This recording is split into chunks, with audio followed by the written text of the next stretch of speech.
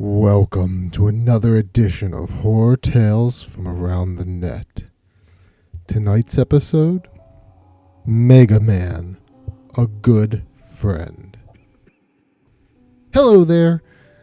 I didn't want to talk about this moment that happened to me, but I honestly just wanted to get all of this off my chest. When I was 14, I used to have a friend named Kendall Harris, and he was a really good friend. Like me, he was a really big geek. He was always bullied by some kids in our class when we went to school. The primary reason he was made fun of was because he was obsessed with the series Mega Man. Nowadays, Kendall acts like an odd job and sometimes just plain weird. This change occurred while they were fixing his spine, so he had to go to the hospital a lot. I would visit him all the time, and every time I was there, he would be playing those handheld Mega Man games on his Game Boy or DS Lite. He behaved normally at first, but he started to act strange, even going as far as to stab a nurse with a needle once. Sadly, though, when I was 18, he died from a botched surgery, which made me really sad. One day his mother was cleaning out his room, and she stopped by and gave me his favorite games while sobbing. One of Kendall's favorite games was called Mega Man Extreme for the Game Boy Color. If you don't know, Mega Man Extreme was a Game Boy Color remake of Mega Man X, which was for the Super Nintendo. Either way, I decided to try it out on my old Game Boy Color. When the game started up, I checked out the slot that had Kendall's old profile, and it was a damn shame because he had almost beaten the game. Well, I started a new game, and when the intro stage started up, I breezed through it since it was, well, an intro stage. I thought I had heard something odd once or twice, but it was an old game after all. After I beat the intro stage, I went to Chill Penguin stage. Something weird happened, though, and this time impossible to ignore. The stage was just a white screen, and I couldn't move. I figured waiting might help since I could still shoot and use inputs, so I shot charge shots until 5 or so minutes later, a text box appeared and said, "John, it has been a long time, my friend."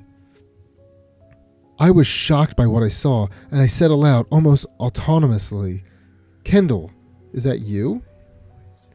A new text box appeared, this time reading, "Yes, it's me. Why would I lie?" My eyes widened, and I was about to turn off the Game Boy, but I wanted to figure out this mess. "Kendall, why are you here?" A new text box. "I'm going home tomorrow." I didn't know what he meant, but then the Game Boy Color shut off, apparently from low power, with a final message of, "Goodbye, John." I was in tears, and I couldn't stop thinking about the game. When I woke up, I could hear the Chill Penguin theme from my Game Boy Color, which shouldn't have been possible. Sure enough, it was on. I buckled down for a ride, but when I started to play the level, it was normal. However, once I defeated Chill Penguin, a picture popped up on the small screen which showed a nurse stabbed in the neck with a needle and Kendall's silhouette above her. I almost threw up. "What the fuck is this?" I shouted. For some reason, I kept playing.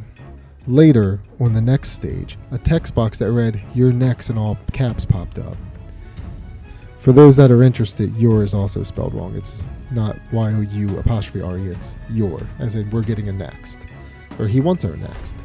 Anyway, I digress. The game froze, audio repeating in typical Game Boy Color fashion. I decided to give it a rest and do my best to forget about Kendall.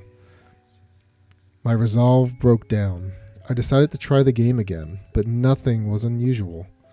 I kept saying Kendall's name, but again, nothing happened. Hell, it was just a normal game.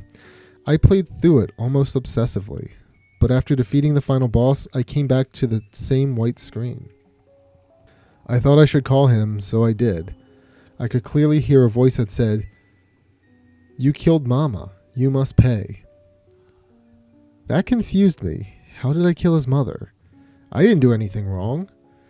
I went to her house with the Game Boy Color in tow and found a bullet in her head and a note on her back that said, "Mama's home with me now." I started to talk to him. "How did I kill your mother?" He then started showing a video of me, with startling resolution through the Game Boy, shooting his mother, then ripping her intestines clean out and swallowing most of the whole. I nearly hurled. I checked my teeth, and sure enough, they were painted a telling shade of red.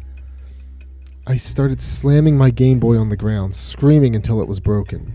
The cartridge had snapped. If any of you finds a cartridge that has something besides a game in it, destroy it. Thus concludes another horror tale from around the net.